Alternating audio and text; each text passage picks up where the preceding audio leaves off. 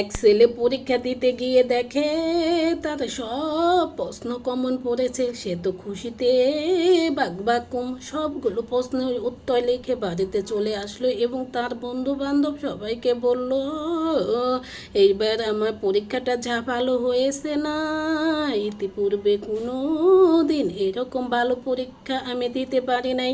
কিছুদিন পর যখন পরীক্ষার ফলাফল বের হলো তখন দেখা গেল সেই ছেলেটি ফেল করেছে। ছেলেটি তখন হতভম্ব হয়ে গেল এবং চিৎকার করে কান্নাকাটি শুরু করলো।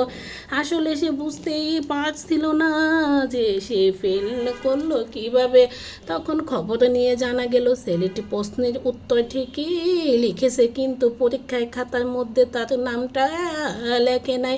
এই নাম না লেখার কারণে ছেলেটি ফেল করেছে। ঠিক একইভাবে যারা আল্লাহ এবং তার রাসূল সাল্লাল্লাহু আলাইহি ওয়াসাল্লামের উপর ঈমান আনে নাই, তারা যতই ভালো কাজ করুক না কেন, তাদের প্রশ্ন যতই কমন পড়ুক না কেন, ঈমানদারদের খাতায় নাম না লেখার কারণে তারা হাসরের ময়দানে তারা ফেল করেছে।